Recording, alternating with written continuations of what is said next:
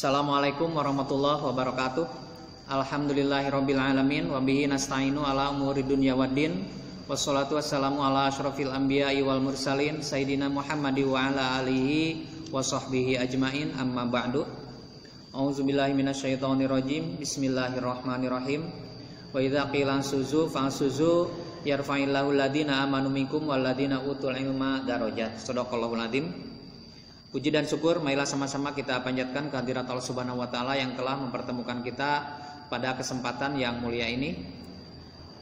Salawat dan salam mudah-mudahan terlimpah curahkan kepada junjungan kita Nabi Muhammad sallallahu alaihi wasallam, kepada keluarganya, kepada sahabatnya, dan juga mudah-mudahan salawat dan salam terlimpah curahkan kepada kita sekalian selaku umatnya. Amin ya rabbal alamin.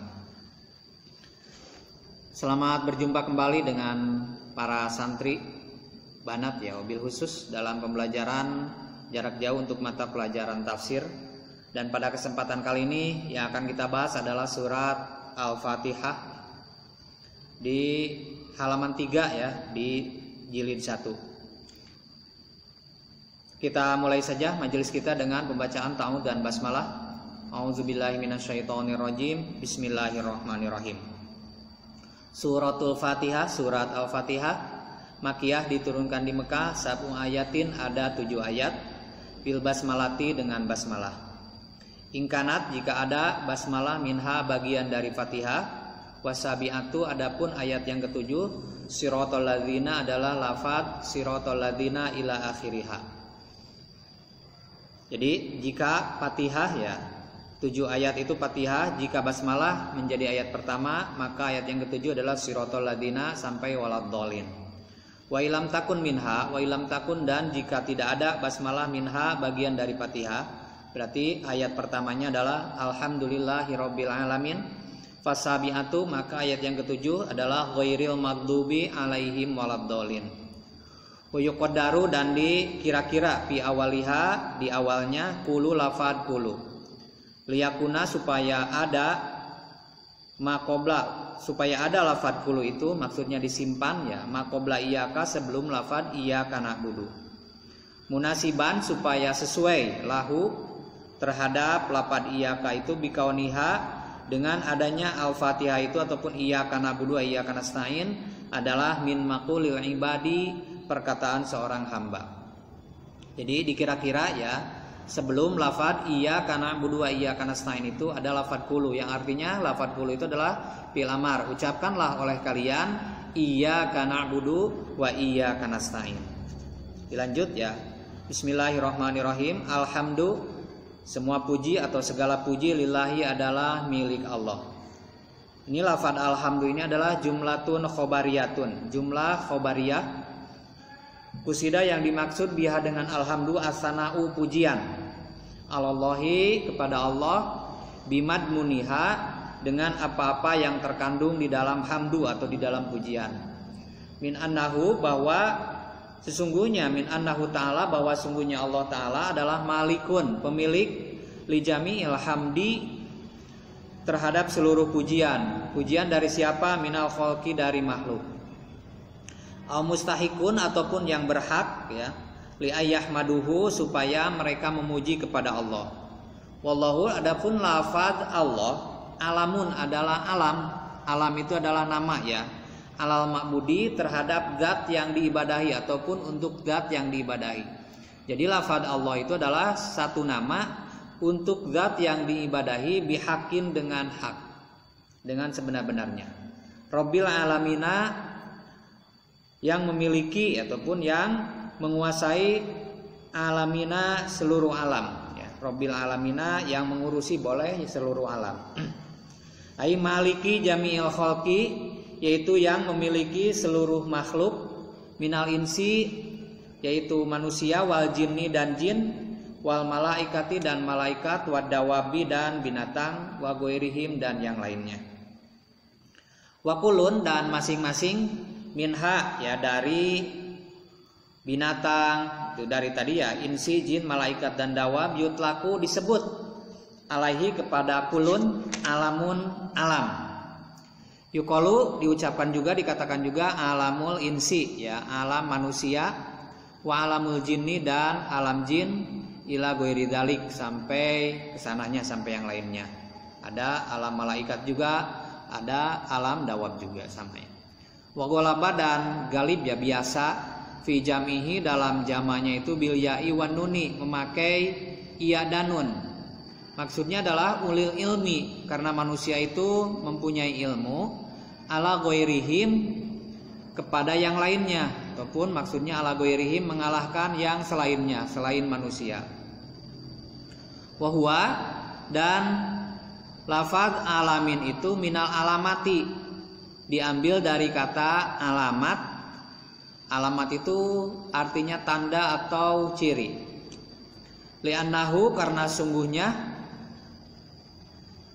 Allah ya, alamatun adalah ciri, maaf bukan Allah ya. Li'annahu, karena sungguhnya alam ya. Li'annahu, karena sungguhnya alam, alamatun adalah satu tanda ala mujidihi, terhadap yang mengadakannya ataupun membuat alam tersebut. Jadi adanya alam adalah sebagai tanda ataupun sebagai ciri adanya yang mengadakan atau yang membuat. Dan untuk ayat yang pertama adalah basmalah ya, bismillahirrahmanirrahim. Ada perbedaan pendapat tentang masalah basmalah dalam Al-Fatihah. Yang pertama, pendapat pertama yang mengatakan bahwa basmalah adalah merupakan ayat dari Fatihah. Ini pendapat Imam Asy-Syafi'i. Nah, ini menurut pendapat ini, jika basmalah merupakan ayat dari Fatihah, maka ayat yang ketujuh adalah siratal ladzina an'amta 'alaihim ghairil maghdubi 'alaihim waladdallin. Dan pendapat yang kedua yang mengatakan bahwa basmalah bukan bagian dari Fatihah.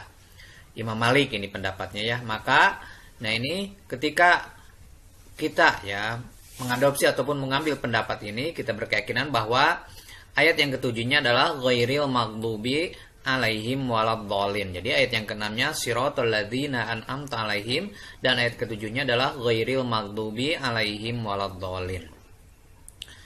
Adapun pendapat Imam Abu Hanifah dan Ahmad bin Hambal, beliau berdua mengatakan bahwa hukum membaca Fatihah ya di dalam hukum membaca basmalah dalam Fatihah ya, terutama ketika sholat, beliau berdua mengatakan bahwa hukumnya sunat ya, sunat dibaca sir.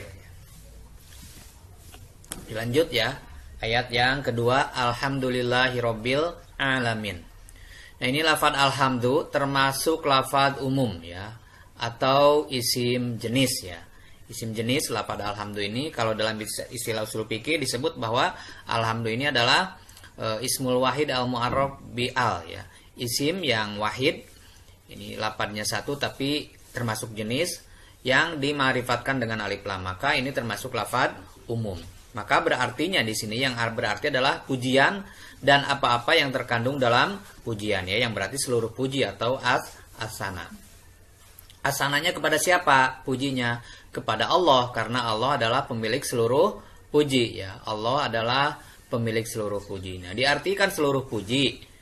Padahal lafadznya mufrad, ini bukan jamak, karena alif lam dalam lafadz al ini adalah dalam lafadz alhamdu ini adalah alif lam lil istighraqil jinsi, yang berarti menghabiskan seluruh puji ya. Seluruh puji disebut seluruh puji karena ada ulama yang berpendapat bahwa puji itu ada 4 ya. Puji itu adalah ada 4, kodimun, li kodimin, terus kodimun, li hadisin, hadisun, li hadisin, dan hadisun, li kodimin. Nah, adapun alif lam, adapun lam harfu jar ya, dalam lafadz lillahi ini ada 2 makna. Yang pertama, lafadz lillahi itu lamnya adalah lam yang berarti lil milki, yang berarti pemilik. Maka takdirnya atau diperkirakan lafadznya ataupun maknanya adalah Allahu malikun li jami'il hamdi. Dan yang kedua, lam dalam lafadz lillahi itu adalah lam lil istihqaq, artinya yang berhak ya. Artinya yang berhak, maka maknanya gitu kan, lillahi itu adalah alhamdulillah, itu adalah Allahu mustahiqun li jami'il hamdi. Allah itu adalah yang berhak terhadap seluruh puji. Dilanjut kepada lafadz Rabbil Alamina. Lafadz Rabb adalah maknanya itu malikun ya, tadi malikun. Malikun itu artinya adalah pemilik. Adapun lafaz alamin, nah ini artinya adalah seluruh makhluk ya, seluruh makhluk jami'il khalqi, yaitu malaikat, manusia, jin, binatang, itu kan wa ghairihim dan yang lainnya. Dilanjut ya penjelasannya. Ini asal lafaz alamin. Lafaz alamin ada dua pendapat. Yang pertama, alamin itu diambil dari kata alamun yang berarti alam ya. Yang berarti alam, makanya tadi disebutkan kan alamul jinni wa alamul insi, itu kan alam jin dan alam manusia. Maka lafaz alamin yang pertama, pendapat yang pertama asalnya dari kata alamun yang berarti alam. Dan pendapat yang kedua, lafaz alamin itu diambil dari kata alamatun yang berarti ciri atau tanda. Karena adanya alam adalah tanda adanya yang mengadakan, sebagai dalil ya terhadap adanya yang mengadakan, yaitu siapa yang mengadakan? Allah Subhanahu wa taala. Jadi adanya alam sebagai dalil tanda terhadap adanya yang membuat, yaitu Allah Subhanahu wa taala. Maka itu di sini ada yang berpendapat bahwa lafaz alamin itu diambil dari kata alamatun. Nah, ini lafaz alamin di sini dijamakan dengan ya dan nun ya. Walaupun misalnya ketika kita menemukan lafaz alamin itu dalam keadaan rofa ya, tidak alamun. Walaupun jarang sih lafaz alamin dalam keadaan rofa gitu kan. Nah, ini untuk menjelaskan bahwa manusia makhluk yang mempunyai ilmu dibanding yang lainnya. Demikian pembahasan surat Al-Fatihah dari ayat 1 sampai ayat ke-2 ya. Mudah-mudahan yang disampaikan menjadikan ilmu yang bermanfaat, wabil khusus bagi yang menyampaikan, wabil umum bagi semua saja atau bagi siapa saja yang mendengarkan channel ini. Kita tutup pertemuan kita dengan pembacaan doa kafarat majlis dan hamdalah. Subhanakallahumma wa bihamdika asyhadu an la ilaha illa anta astaghfiruka wa atubu ilaik walhamdulillahi rabbil alamin. Wassalamualaikum warahmatullahi wabarakatuh.